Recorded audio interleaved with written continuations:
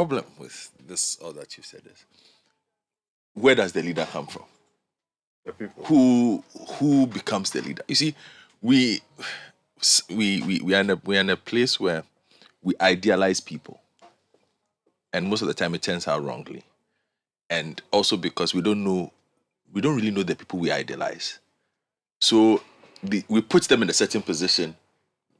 They don't behave the way we expect them to behave. They don't go the way, and then we are disappointed. But then, have we ever asked ourselves, who really is this person? I always tell people, I don't deal in mentors because I don't really know anybody that well. My father can be my mentor. I live with him. I see him every day. Your mother can be your mentor. Mm-hmm. You understand? But so somebody says and says you are my mentor, I tell him, don't take me as your mentor. You don't know me. You don't know what I do. You don't know what I can become given certain kinds of powers.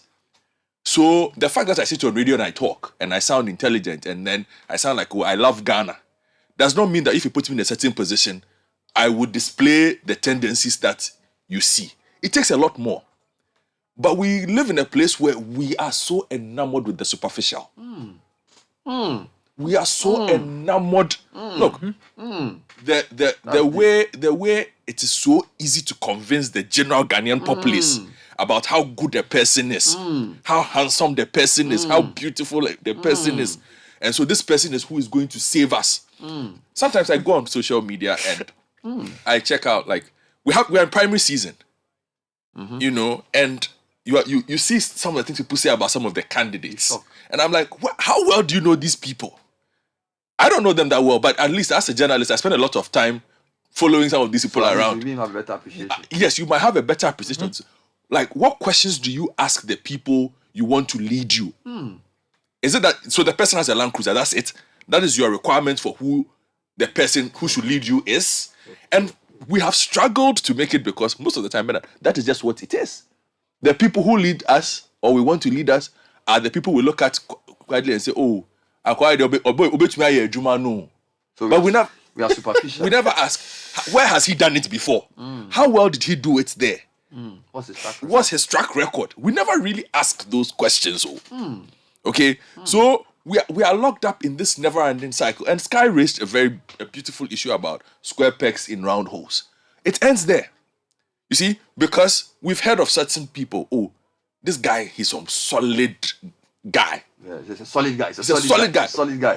Okay. On the basis that he can argue, what? Because he argues well on radio. Yeah, because he's a solid guy. Because what? Don't forget that one of the ways to rise in politics, if you don't have money or you're not from a strong family, is to be eloquent. Yes. So if they put him on air and he brings the documents and is articulate and logical over a consistent period of time, his solidity in media political advocacy translates into political capital.